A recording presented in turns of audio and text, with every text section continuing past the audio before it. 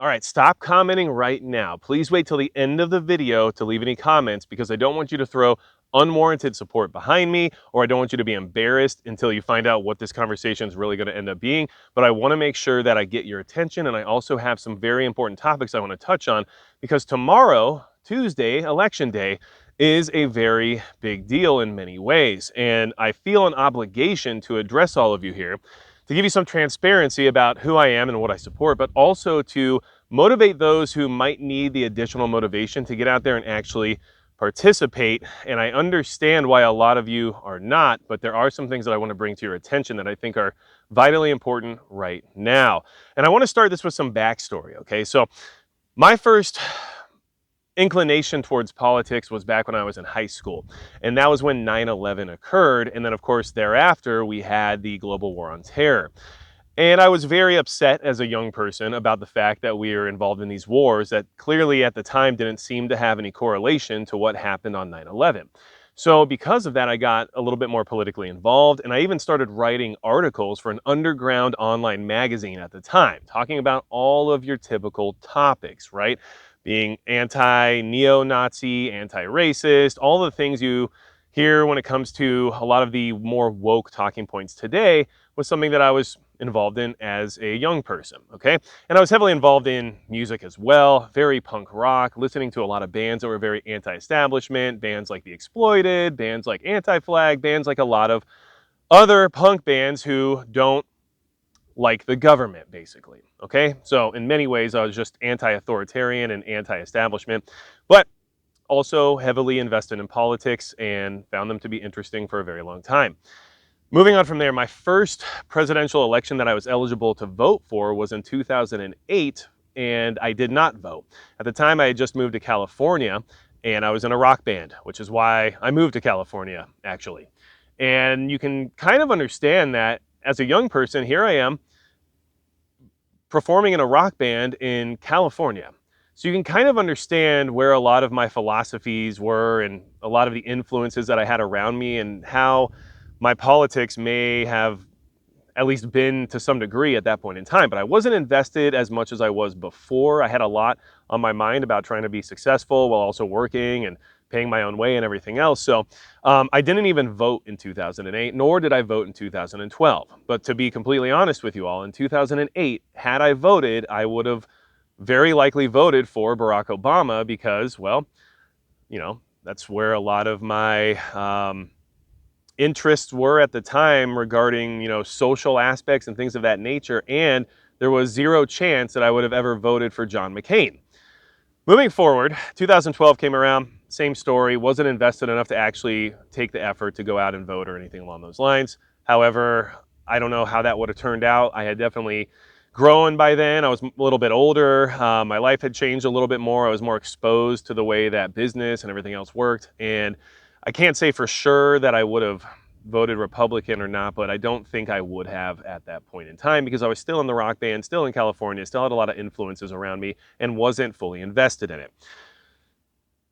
The first presidential election I voted in was in 2016, and that was for Donald Trump. And that's because I understood the diabolical aspects of Hillary Clinton and everything related to her as being a candidate. Now, my social standpoints and a lot of other things related to what most people view as almost like a classic liberalism hadn't changed, but there was an excitement for me personally about an outsider, non-political candidate getting in and actually running for president that didn't have that career politician aspect to them and had a solid grasp on business and other things that I found to be preferable.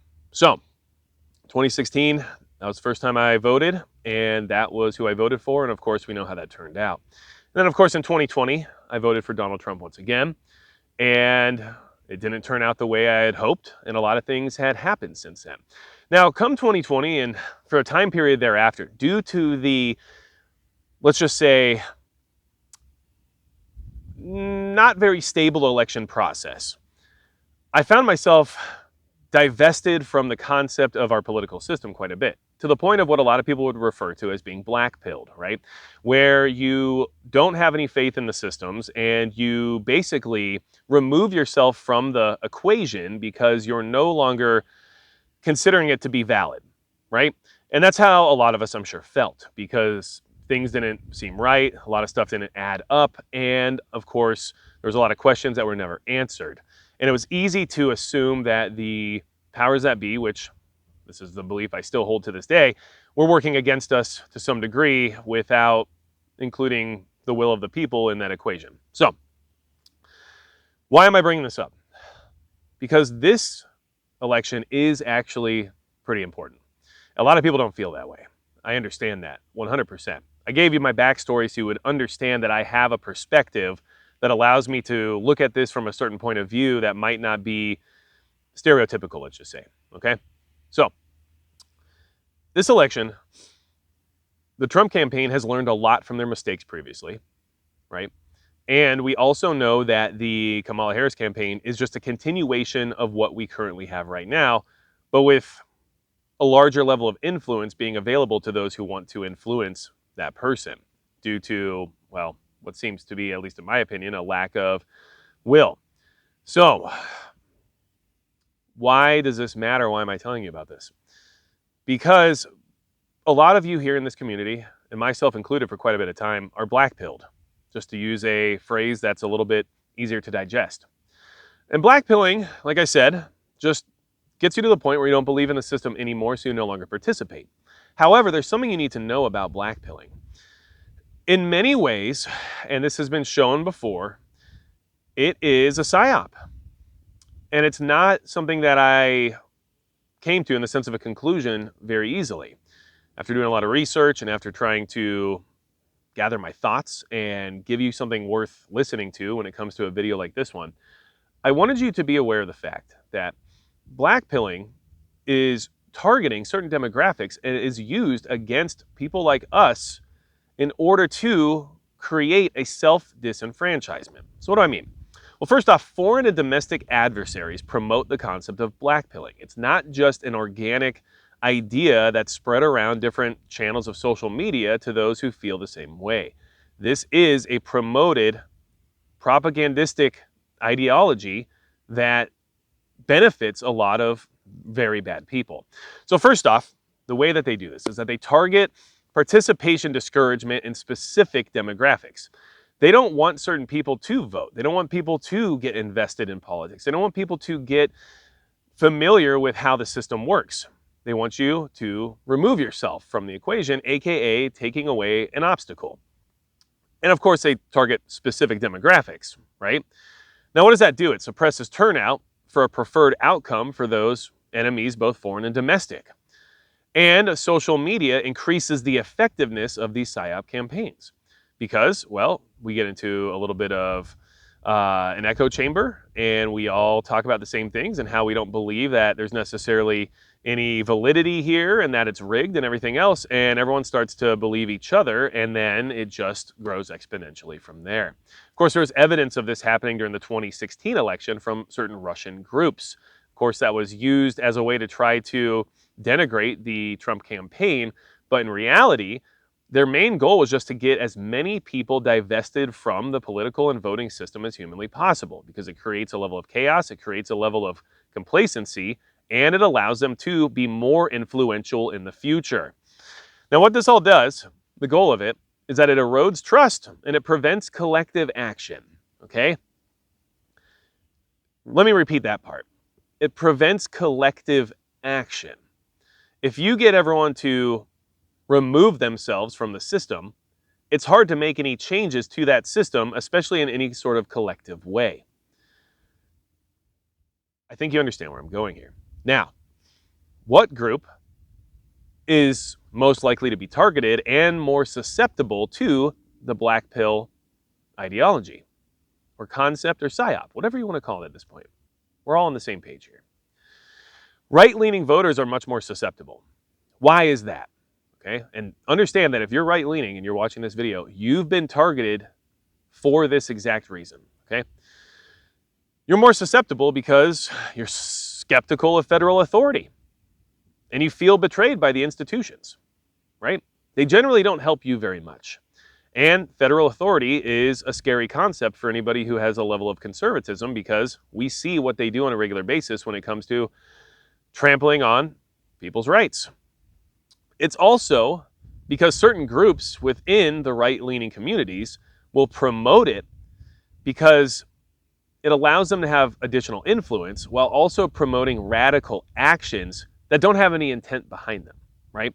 So it's easy to say, look, this stuff doesn't work, voting doesn't work, you can't vote your way out, all those things, which I understand 100%. I'm not obscure to the reasons why people believe this and why they think this way. But what this does is it allows these groups to say, you know what, you're right. And the only way to make any real change is through X, Y, or Z, right? Choose your poison, revolution, civil war, whatever it may be. And they never have an intent of actually acting on any of those beliefs. They're just using it as a way to basically recruit people to their cause. So this also goes back to social media, creating those echo chambers, which basically nurture an environment of nihilism and divested interest and participation. Because if enough people tell enough other like-minded people that it doesn't matter, it's rigged, it's not real, and there's nothing you can do about it, then those people will slowly spiral down the toilet bowl of nihilism, assuming that there's just no hope, so why even try, right?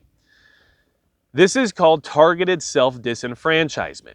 You've been targeted to remove yourself from the equation by people who don't want you to have an opinion. And who would that be, right? Who benefits from your disenfranchisement? Well, I would say the progressive left. They clearly don't want you involved with their politics or ideology or to have any influence over the mainstream. They don't want you involved with movies or television or entertainment of any kind. There's a lot that you can say regarding the left benefiting quite well from your disenfranchisement, which you've decided to do, by the way, right? Because of this propaganda psyop known as blackpilling. Foreign adversaries also benefit from this. You're allowing them to create a level of influence that benefits them regarding who maintains power. And the people that they have the most influence over, the most blackmail over, and the ability to manipulate while they're in office in order to provide them with the benefits of what America provides their country with. And so whether or not that's weakening us in order to use some sort of military tactics in the future, whether or not that's to hurt us economically in order to benefit themselves economically, whatever it may be, foreign adversaries highly benefit from your disenfranchisement. Authoritarians benefit from it as well. Obviously, if you just let everyone pass legislation, removing your ability to own firearms or the right to defend yourself or have any privacy of any kind or any personal rights in general, well, that's going to make things a lot more difficult for you and a lot easier for the authoritarians when they decide to flip the switch. This also benefits the corporations, right? The BlackRocks out there all benefit from these types of things because, well, you're out of the way. And now the people that they can manipulate and lobby to do their bidding are the ones who remain. And of course, central banks, because who's best friends with the banking cabal? Well, the people who are bought and paid for by it, right? So now that you have an understanding of why you're likely blackpilled, like myself, for quite some time, and the fact that it was likely malicious in the sense of exposing you to it and giving you the confirmation bias to buy into it, now you're aware of the fact that maybe it's not exactly what you thought it was. And that maybe the system still does require you, but the enemy has done a great job of making you believe otherwise. So, I know the title of this video got a lot of people probably worked up, and I haven't addressed it at all quite yet, have I? I'm not voting for Trump, the person, okay? And I think that's something that a lot of people need to be able to separate when it comes to this equation and separate when it comes to making these decisions. I'm not voting for Donald Trump, okay? I'm voting for a coalition of American outsiders. The only thing that mirrors anything anti-establishment that I've seen in a long time. A lot of the people he's put together currently when it comes to who's expected to be part of the cabinet and everything else are not from within the system or have shown that they are willing to go against the grain. Okay? So it seems that these people have the majority of my interests at heart compared to what I've seen from the other side. And I don't agree with every single thing that these people say, right? I'm not going to ever agree with every word that comes out of Robert Kennedy Jr.'s mouth. That's just not what's going to happen. The same can apply to Donald Trump or J.D. Vance or Vivek Ramaswamy or anyone else that you want to provide examples of regarding the Trump campaign. But that's the thing. This is a coalition of Americans who might be our last chance to correct course at this point in time, okay? Trump is the vessel required to implement the necessary changes we need. You don't have to like him. You don't have to agree with everything he says. He's what gets us in there to actually try to correct course, okay? And that's why I'm not voting for him. I am voting for a new direction because the one we're currently on is very difficult to foresee ending well, okay? Now, if it doesn't work, okay, let's say we go out and we vote and we get Donald Trump back in office. And if nothing changes, in fact, things just get worse. Well, this was still the lowest risk, lowest investment action you could possibly take to try to avoid some very bad situations, to try to avoid escalation towards SHTF or World War III or tyranny or whatever else you want to call it. Because it takes almost nothing to go vote. But it's going to take you a lot more resources, energy, time, investment to survive any of the aforementioned catastrophes that are likely on the horizon if we just keep going on this current trajectory. Okay? I mean, even the economy, could it recover? I mean, maybe. But right now, it's not looking good. And I don't have a lot of confidence that it's going to suddenly improve when we do the same thing that we've already been doing for the last 4 years. So,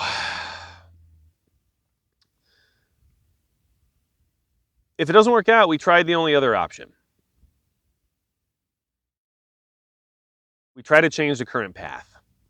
And the one we're currently on is a trajectory of war, societal collapse, and authoritarian enslavement. And I'm sorry, but allowing that to continue is illogical regardless of credo.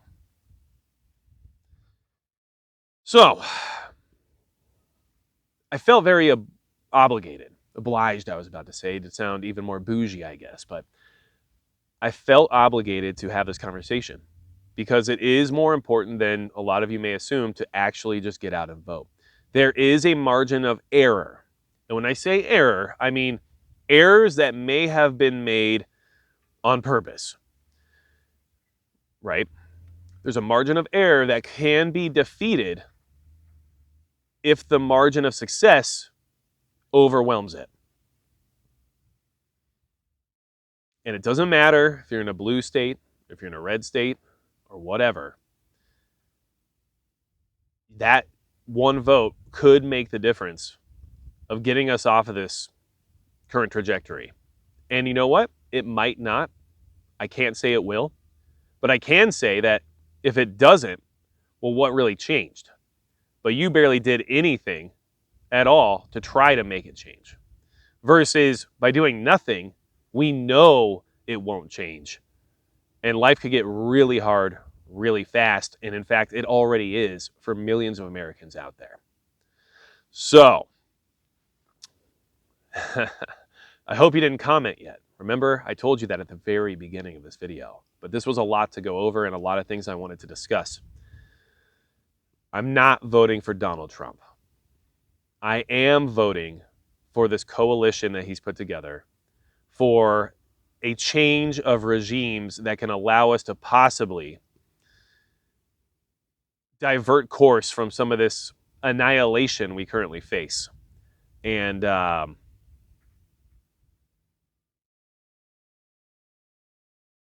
make America great again. And in fact, I'll just solidify it right here. I bought this in 2016. I haven't worn it in a very long time. But if you really needed to know who I'm voting for, I think that should tell you everything you need to know. And if you don't agree with it, that's fine. I don't really give a shit. But I will say that I don't hate you because we don't agree. And I don't necessarily need you to agree with my ideology to be a friend or an acquaintance. And for people who do feel that way, I'm sorry for you.